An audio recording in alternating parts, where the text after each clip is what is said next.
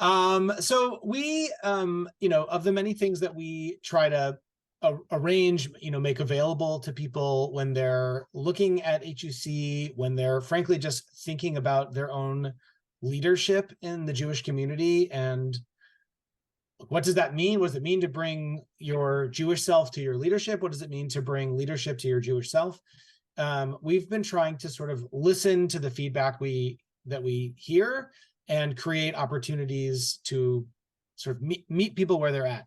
And therein became the creation of this course, the Great Jewish Bookshelf, now entering its second year, with which we're excited about for a number of reasons. But I just want to sort of name that this was kind of co-created with people perhaps like yourselves who came to us with real questions.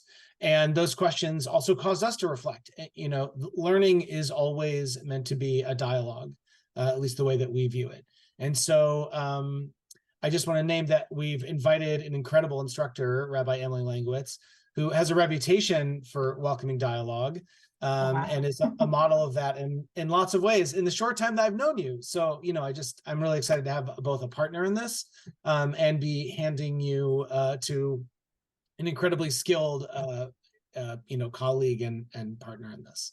So I'll let you, Rabbi Langowitz, say more about what the course is and what the experience is like. But that's sort of my tee up. Is this is kind of a co-creation, and we're excited to have a new co-creator, another chef in the kitchen, which is not how that metaphor works, but that's kind of how I like it.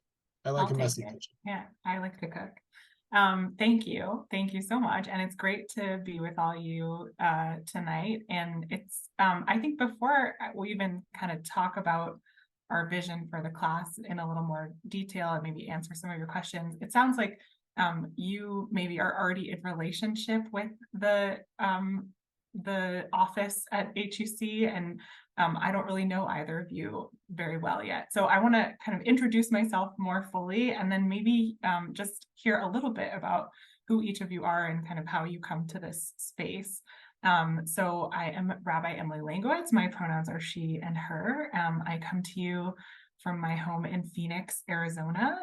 I've lived here in Phoenix for the last 6 years.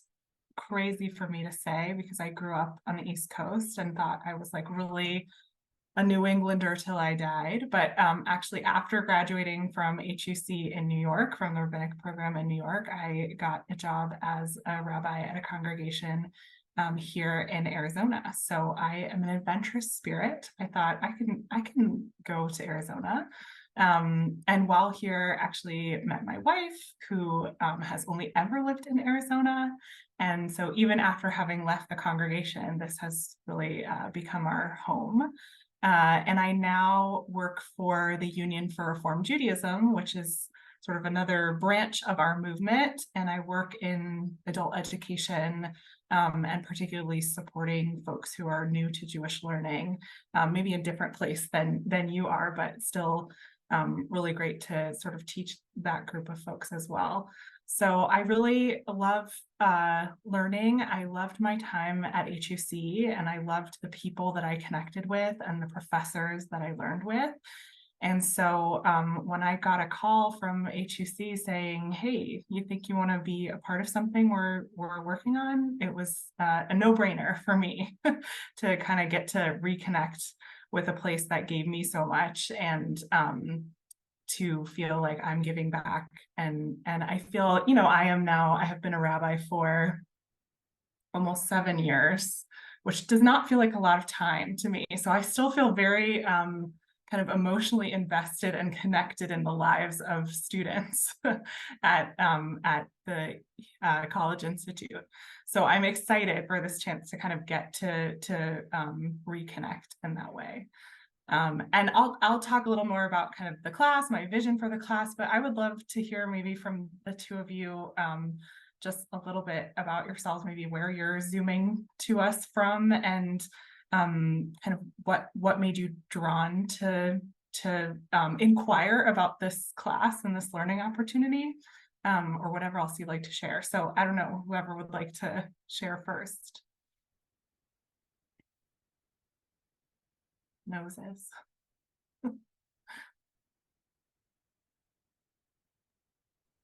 Jesse, you'd like to begin? Sure. I don't. It's always so awkward with, especially with two people. I'm Jessie, she, her pronouns. I'm in New York City.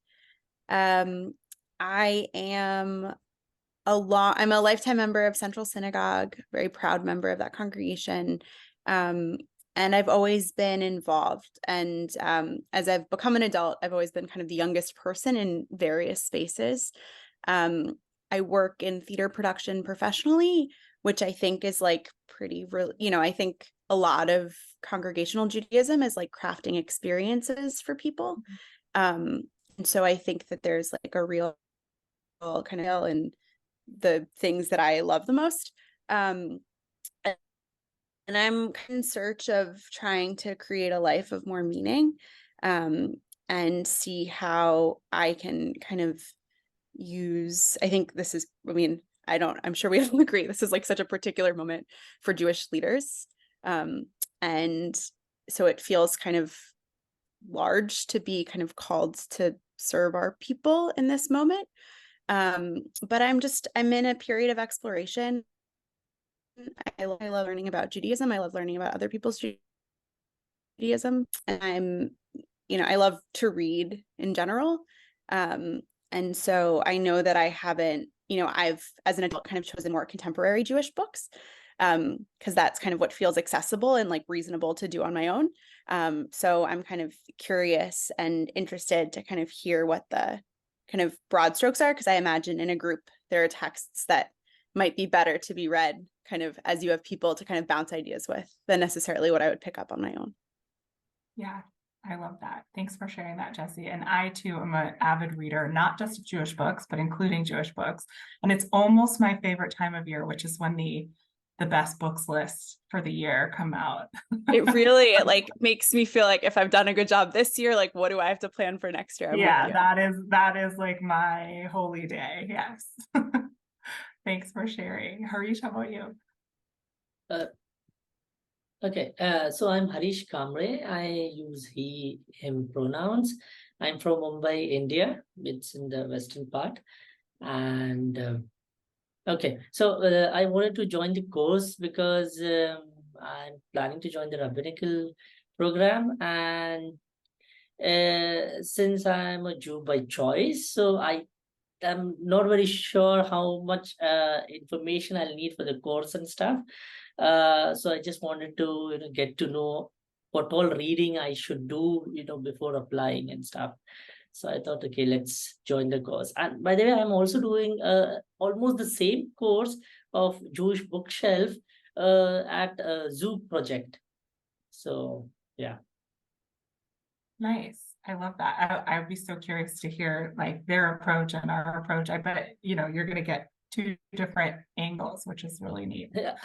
I just want to get all the information I can. Great. Well, thank you. Sorry, I'm just frozen. Good. Great. Well, thank you both for sharing that. I really appreciate it. So I'm going to tell you a little about sort of like just the practical pieces about the course, a little bit about kind of my goals and sort of hopes, vision for what kind of learning we're going to do together. I welcome at any point any questions, especially we're small groups, so feel free to stop me. And then I thought if we had a little time at the end, I wanted to give us just a little like tidbit, a little taste of looking at a text together and thinking about it and kind of grounding ourselves in that. And it'll give you a little sense, I think, also flavor of my approach for how we might learn together. So first, just sort of the practical piece of things, and I don't know if this, Adam, is advertised and maybe it's obvious, but the class is going to be 11 weeks, 11 sessions. We're going to start, the first week will be on Wednesday evening of January 17th. And then we'll go, it's not every single, I figured we all should have Valentine's Day off, but I think other than that, it's most Wednesday nights. And we'll meet for about an hour and a half each session. So that's 7 to 8:30 Eastern. My time zone is 5 to 6:30. Harish, I don't know what time zone it will be for you. Hopefully would work. And sorry, Adam, did you gesture something? I think it would be now, right? Isn't that?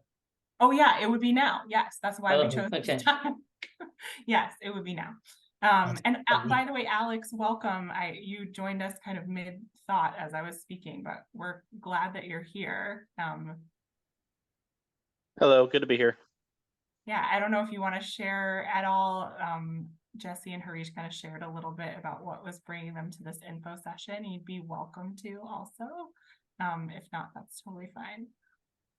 I mean, the bottom line is I'm hungry for all the preparation and opportunity I have to study and start this journey. I want to pursue rabbinical ordination, and I'm learning Hebrew through the seminary Hebrew program. I've got a bunch of books recently from the recommended reading list, and I had wanted to do the Ideas Fellowship, and when I wasn't able to get into that, this was recommended as something else I should watch out for. So I'm excited to learn collaboratively. Amazing. I'm so glad you're here. Great. Yeah. So 11 sessions. It's really, we kind of want to mimic a little bit the feeling of being like in a semester in the school at HUC. So of course, I'm not going to make you do like tons and tons and tons of homework, but we will have a little bit of preparation, some text to read. It's all going to be available to you through an online learning platform. We'll record each week, and so you'll be able to go back and learn and look at different things. And we'll have a few assignments throughout. I think especially exciting is the chance to be paired in Havruta with someone else in the class. So just like you were saying, Jesse, the chance to kind of study these texts both live in the class sessions together, but then also to practice what it feels like to be in dialogue with someone else, encountering these great texts from our bookshelf throughout the class. So that's kind of the broad scope of the class.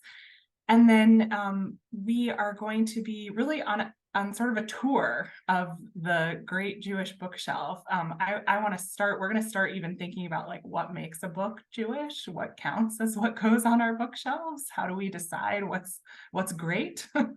So we'll be thinking about that together. And then throughout the class, each session, most of the sessions, we'll have a guest professor from HUC with real expertise in a specific text or a sort of time period to help us kind of guide us through different moments in the history of Jewish text. So I kind of think about it as I'm sort of the podcast host almost, and I have these amazing teachers who are going to come on and sort of give you their wisdom, but I'll be there kind of helping us move through and keep the narrative the whole way along. So the goal is both to allow you to have a deeper knowledge and understanding of kind of the history of Jewish text and thought and how it's developed, but also for you to get a little bit of a feel of what it would feel like to be studying at HUC. So that's in the format of the class, in what we're looking at, but also in really even getting a taste of our incredible faculty and what wisdom they have to provide and share. In addition, we're going to, because it would be very easy if I said, like, we're going to look at every text that has been ever written. Like, I have not done it. The oldest rabbis in the world have not done it. That's one of the joys of Jewish learning for me, I think, is that there's always another horizon of something to learn. I'm never going to know it all. So to focus our learning, we're going to be following an idea through these different texts and looking at how it has developed. So our particular idea, and actually we chose this long before the events of last month, but I think it feels particularly poignant to me now, is we're going to be looking at the idea of peoplehood. That's sort of a very core idea, I think, to Judaism. And we're going to be unpacking, what does that really mean? What does it mean for us? What does it mean in all these different time periods that Jews have been writing and thinking and putting down their texts, whether it's in books or scrolls or all of the above. So each class, we're going to have a window into that question. And hopefully that too will feel by the end of the class that you have a deeper, richer understanding of sort of what Jewish peoplehood is all about. So let me pause for a second. I think that's much of the logistical piece. Adam, if I've forgotten anything, you'll tell me. But are there questions just from sort of that piece of things, or other questions that you're wondering about?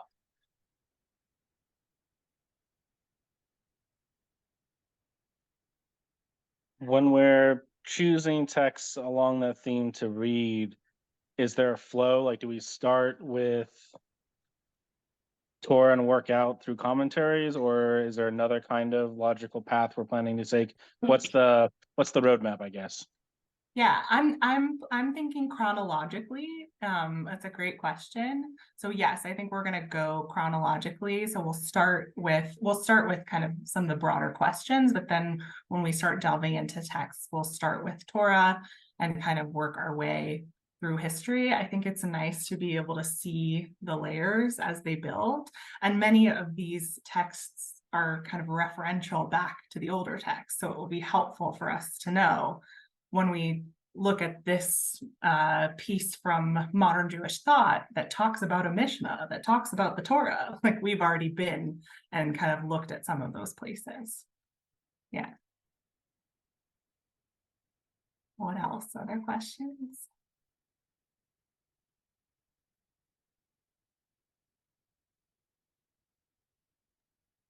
Would it be like chapters of things every week? Like, or I'm just curious kind of like the extent of text, or would it be like reading books over a period? Yeah, so it's going to be we're going to have it it's not going to be like I'm going to assign you a full book to read every week. In the online learning platform, I'll kind of preload it with some readings to take a look at. So you might be looking at a few like primary source texts, and then maybe an article or two to give you deeper background on what that text is about. And when you're working in Havruta, that also will be, you're kind of going to be working off of a primary source. And then depending on each of the professors, I'm still working with them in terms of what they want to bring and what kind of preparation they would want you to have. So they may have other things that they throw in there as well. Yeah, we recognize that you're like real humans working, being in the world. You're not full-time students. So I want it to feel rich enough that we're getting a taste of what the learning is going to feel like, but not so daunting that you feel like I shouldn't even come to class this week because I was doing something for work or doing something with friends and I didn't have the time to prepare.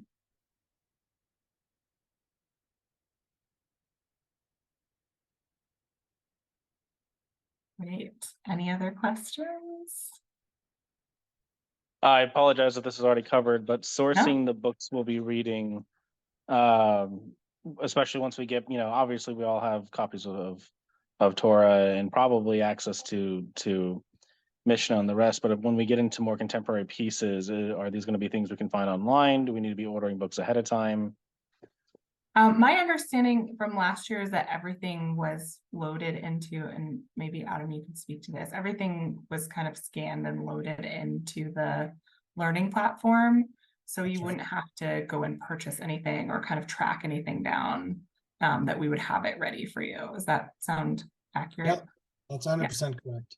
I don't ever assume that others have experience being students with these different, like they're called learning management systems, but we use one that a lot of universities use called Canvas, and it's fairly intuitive. But I think also this is a course that will be quite straightforward. So you'll be able to find the materials from week to week. It's also where if there's like, I don't know, we last year we had a professor who also sent a video lecture in addition to appearing, like, oh, you can also see this other time I spoke on this topic. And so that video, rather than send you hunting, through the internet, was just available. So a lot of that kind of stuff we make available. Yeah. But you shouldn't have to purchase anything, Alex. And I also want to be responsive to what we end up discussing in class. We're going to have a plan for where we go, but depending on who's there, we might talk about different things. So also after each session, we're going to load the recording up there, but also I'll include some recommendations of, if you got really into this medieval mystical text and you want to think more about that or read more about that or learn more about that, here are some ideas that would be optional if you wanted to kind of keep doing the reading and studying on your own. Yeah, did I cut you off, Alex? You seem... No, you're okay. Okay. I appreciate everyone or y'all providing the materials. You mentioned Canvas. We're currently using that in Seminary Hebrew program, and I think I have a special login because I'm not actually enrolled in the school. Is that going to be compatible with this, where I'll use the same login to access both then, or? I think the answer is yes. Michelle has signed off and she's the one who manages it for us, but I'm almost certain the answer is yes, because you will not be alone in that regard. There will probably be other seminary Hebrew students who join. Yes, that reaches my class. Good. Awesome. Well, I was going to say, some of them are on screen right now. Yeah, and I should say, since you brought up Hebrew, the texts that we're going to be looking at, many of them are going to be in a variety of original languages. I don't want to assume anything about anyone's experience with reading either Hebrew, or maybe we see something in Yiddish, or maybe we see something that was written in German or Arabic. So we're going to be using the texts in English. Every so often, I think we'll still reference, like, thinking about, especially if we're looking at texts where it feels really relevant, that the original language feels like it's got a meaning that we can't quite capture in translation. I'll reference those kinds of things. We'll still talk about them, but I don't want to make any assumptions about sort of what level everyone is at. So we'll try to be very inclusive in terms of being able to actually access the text.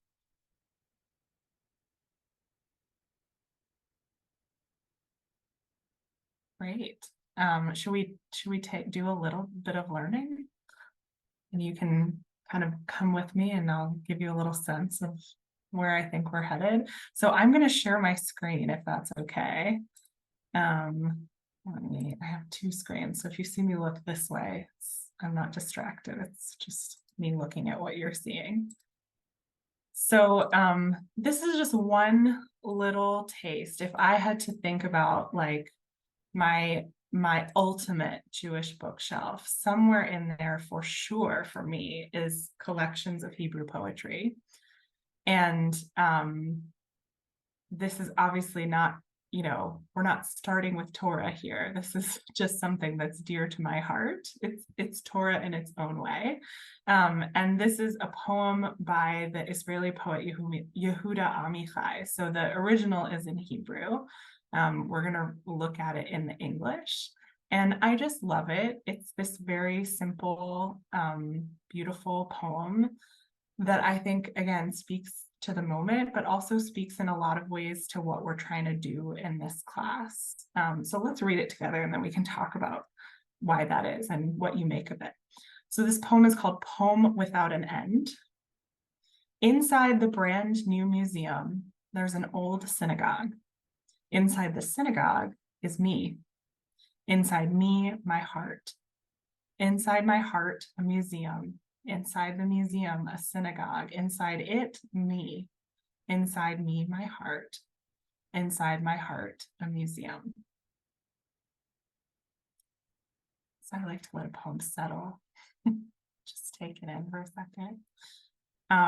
Before I tell you why I think this poem means so much, I'm curious if there are just reactions from just having heard it or read it or encountered it. Maybe it's not the first time you have, maybe it is. But what do you make of this poem? I think it speaks to Ledor Vador. There's a generational representation where it seems to be describing a cycle, where there's people living in the now, and then that eventually becomes the past. It gets put in a museum, but because that past is still in our heart and close to who we are, we end up carrying forward and recreating the new synagogue, such as it were. Because the museum at the top is brand new because it is the latest iteration, but presumably the other museums are remembrances of even older times. And so I think this speaks to the caring for the tradition that is at the core of Judaism. Yeah, I love that. Thanks, Alex.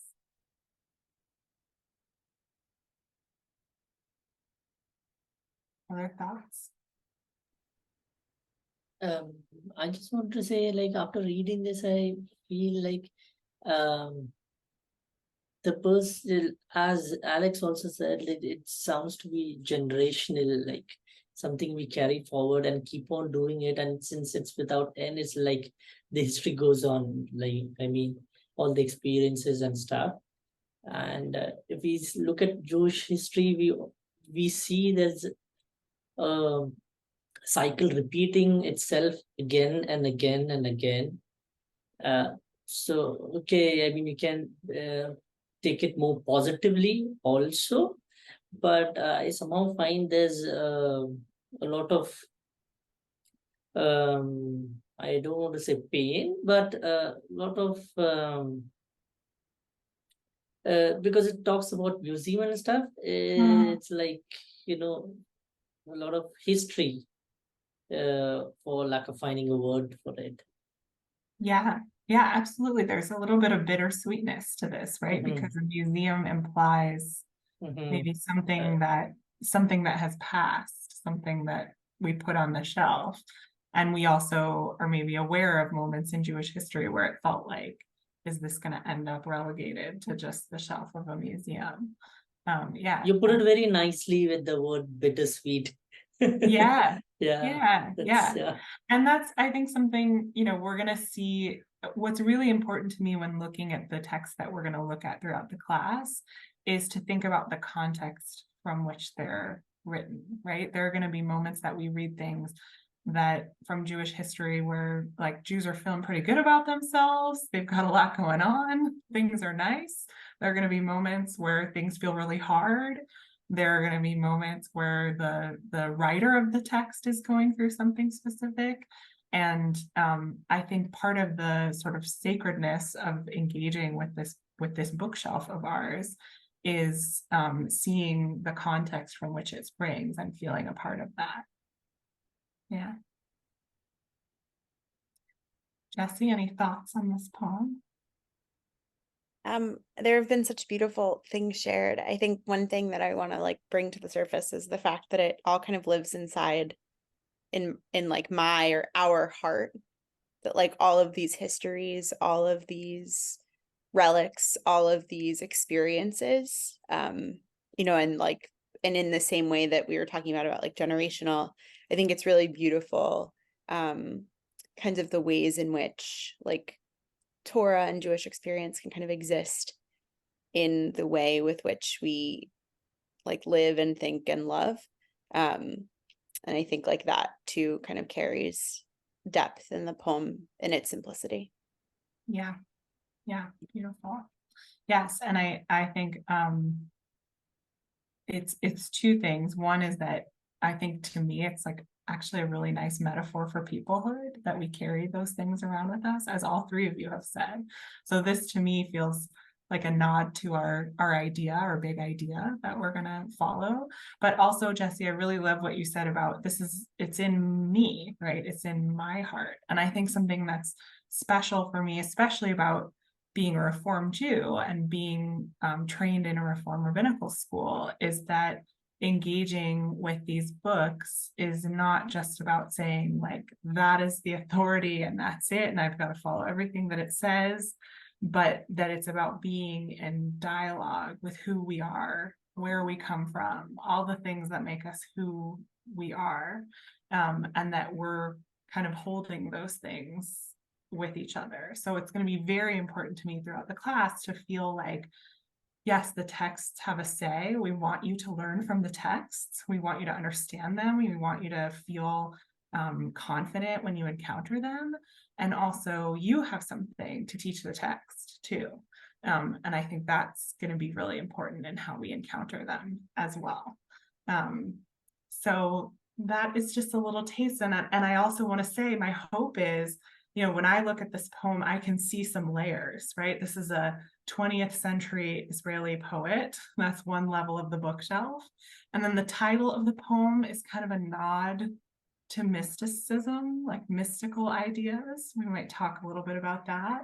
And this idea of it being in our heart, well, that sounds like Deuteronomy to me. That's the Torah, right? So there's, even in a 20th century poem, there's all these layers of that bookshelf. And what we want to do in this class is to start to give you the building blocks, the tools to see the layers and to unpack them. And that gives everything we encounter just that much more richness. So this is just a little taste of what it might feel like to get to do that together come January. I'm going to stop my share and thank you for coming with me on that little learning moment. Any questions about the poem, about that, about my approach to teaching, or anything else about the class?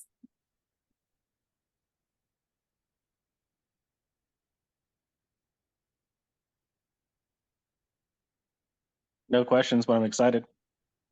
Amazing. Me too. Yeah, I just have to say, Yesher Koach. I think that was a beautiful framing for what this experience is meant to be like. And thank you for bringing Deuteronomy front and center for me. That was not front of mind, but yeah. You know, I thought of it particularly because I wrote, I don't know if this is still the case in the application essays for rabbinical school, but at the time you had to write about a favorite text. And I wrote about that, not this poem, but the text from Deuteronomy about it's in your heart, it's close to you, it's yours, you know, so it all comes full circle, right? In your heart is the museum, is the synagogue, is you. Yes. Yes. Well, and I also just think, and I almost said this before, maybe it's a place to end. You know, as with so many things here, you'll get more information from us, but I hope that you get a sense both of the layering of the bookshelf itself and what we're trying to build here, which I said at the beginning, you know, both with people looking at the college, but also just leaders in the community who are trying to build their own bookshelf, but also try to unpack the layers of their many identities and how to, you know, carry them with authenticity and courage these days, and with a great deal of love and pride. So I'm excited for you all. Hope you'll join. Bring your friends. I will say we're capping the class at 24. So just keep that in the back of your minds. Don't invite too many friends. No, Yeah, just pick one friend. And wishing you all a really, you know, slightly early for us here on this side of the ocean, but just on time for you, a Shabbat Shalom. I hope it's a, you know, really restful and restorative one. Hug your people these days.